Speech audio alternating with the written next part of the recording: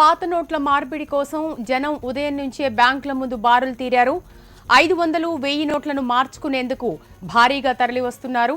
పాత నోట్లను రద్దు చేస్తూ ప్రభుత్వం నిర్ణయం తీసుకోవడంతో ఈ పరిస్థితి వచ్చింది. ఆర్బీఐ కొత్తగా రూపొందించిన 500, 2000 నోట్లు ఇవాళ నుంచి మార్కెట్లోకి వినియోగంలోకి వచ్చాయి. పరిస్థితిని దృష్టిలో పెట్టుకుని బ్యాంకుల్లో కౌంటర్ల సంఖ్యను కూడా పెంచారు. ముందస్తు జాగ్రత్తగా బ్యాంకుల దగ్గర భద్రత పెంచారు. దళారీల మాటలు విని ఖాతాదారులు మోసపోవద్దని పోలీసులు సూచిస్తున్నారు.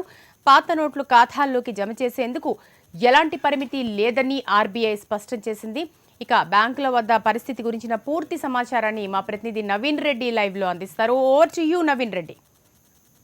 శిరీష, మనం పొద్దున్న నుంచి కూడా చాలా బ్యాంకులు తిరిగాం, చాలా బ్యాంకుల నుంచి గ్రౌండ్ రిపోర్ట్లు చేసాం. అక్కడ ఉన్న పరిస్థితి, అదేవిధంగా ఈ నిర్ణయం వెనుక కారణాలేంటి, దీని విశ్లేషణ మనం ఒకసారి చూసుకుంటే, ఈ మోడీ రాత్రి 8:30 గంటల ప్రాంతంలో ఈ నిర్ణయాన్ని తీసుకున్నారు. ఎందుకు అంటే అతి తక్కువ సమయంలో కూడా బంగారం కొనుగోలు చేసి ఈ నల్లధనాన్ని అట్లా చేస్తారని చెప్పేసి ఆలోచన మీద దాన్ని ఉన్నట్టుండు రాత్రి చేసుకొని ఈ 500 అదేవిధంగా 1000 రూపాయల నోట్ల చెల్లవని చెప్పేసి ప్రకటించారు.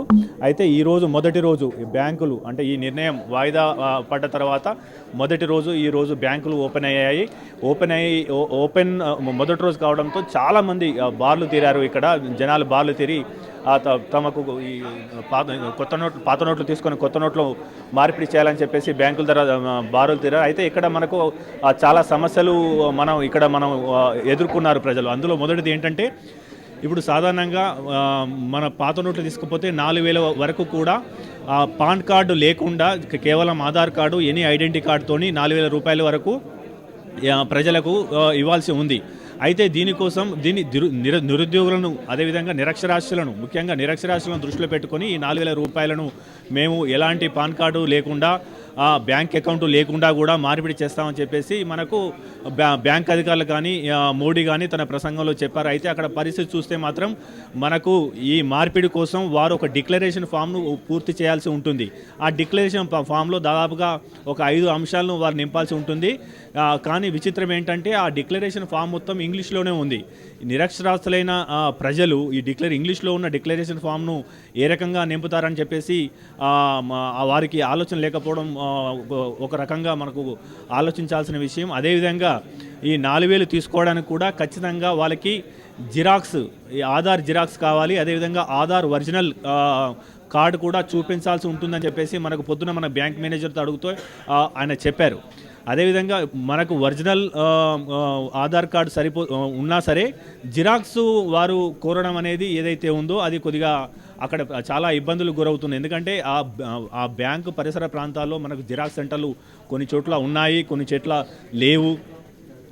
అసలే మనకు చిల్లర లేవని చెప్పేసి బ్యాంకులకు వచ్చి చిల్లర కోసం జనాలు నోట్లు అడుగుతుంటే అదే చిల్లర కోసం మనకు చేయాల్సి వస్తుంది. అదేవిధంగా చాలా ప్రభుత్వ రంగ బ్యాంకుల్లో మనకు 500, అదేవిధంగా 2000 నోట్ల రూపాయలు రాలేదు. కేవలం 100 రూపాయల నోట్లతోనే అక్కడ కార్యకలాపాలు సరఫరా సాగుతుంది. అయితే మనం కొన్ని ప్రైవేట్ బ్యాంకులకు కూడా వెళ్ళాము. ఆ ప్రైవేట్ బ్యాంకుల్లో ఇక్కడ ఈ రకమైన కొత్త నోటును మనం చూస్తవచ్చు.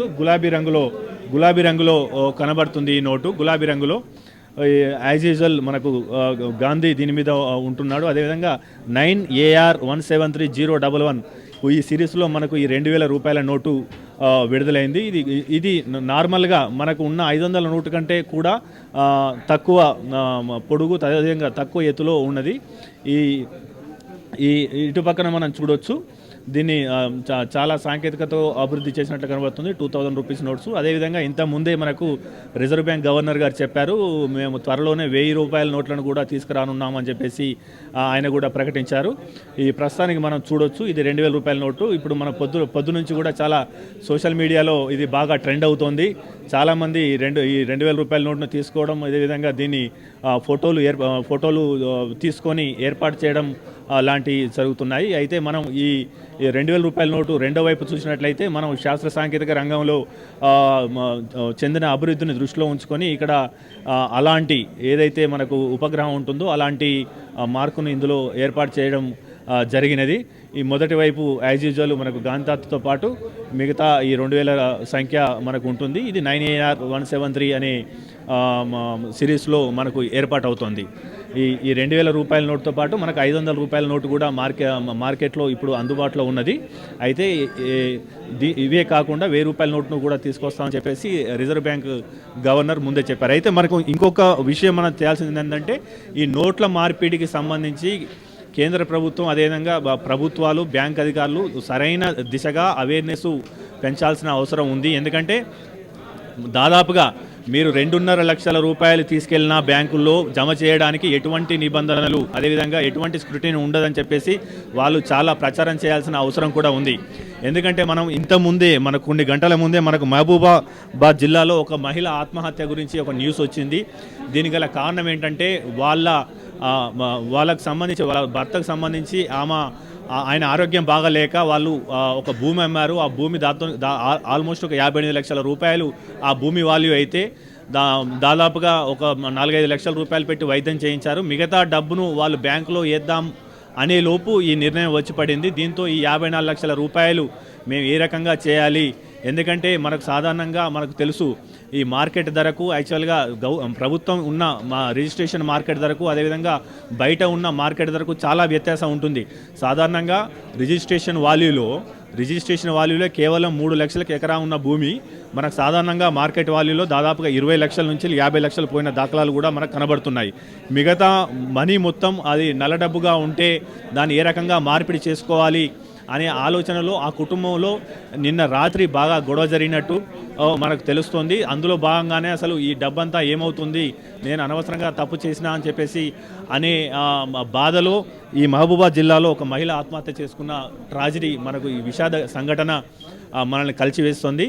ఇప్పటికైనా కేంద్ర రాష్ట్ర ప్రభుత్వాలు అదేవిధంగా ఇన్కమ్ ట్యాక్సు ఆర్బీఐ తదితర సంస్థలన్నీ వాళ్ళు సామాన్యులకు ఎటువంటి ఇబ్బంది జరగకుండా వాళ్ళు అవేర్నెస్ పెంచేలా రకరకాల కార్యక్రమాలు చేపట్టాల్సి ఉంది. ఎందుకంటే ఇప్పటికైతే 2.5 లక్షలు లోపేస్తే మాత్రం వాళ్ళకి ఎటువంటి స్క్రూటినీ లేకుండా ఏం లేకుండా జరుగుతుంది. అదేవిధంగా 10 లక్షలు ఆ పైన గిట్ట వేస్తే గనుక అది ఇన్కమ్ ట్యాక్స్ డిక్లరేషన్లో ఉంటే సరిపోతుంది. అంటే అంతకుముందు వాళ్ళు సమర్పించిన ఇన్కమ్ ట్యాక్స్లో వాళ్ళు ఈ పైసల్ని గిట్ట అందులో ఉంటే సరిపోతుంది. లేదా దానికి సంబంధించిన ఇన్కమ్ సోర్స్ను చూపెడితే ఇబ్బంది లేకుండా ఉంటుంది. కానీ అంతే తప్పించి అక్రమ సొమ్మును కనుక మనకు 10 లక్షలు ఆపై గిట్ట మన బ్యాంకులో జమ చేస్తే దాని మీద 200% ట్యాక్స్ విధిస్తామని చెప్పేసి మనకు ఇంతకుముందే ఆర్బీఐ వాళ్ళు హెచ్చరించడం జరిగింది. ఈ నేపథ్యంలోనే చాలామంది అక్రమార్కులు మనం న్యూస్ చూస్తూనే ఉన్నాం. అదేవిధంగా మహారాష్ట్రలో ఏదైతే ఒక ఎమ్మెల్యే తన నియోజకవర్గంలో తన అనుచరులకు ఒక్కొక్కరికి 2 లక్షల రూపాయల చొప్పున పంచడం జరిగింది. అదేవిధంగా మనకు ఇంతకుముందు మనం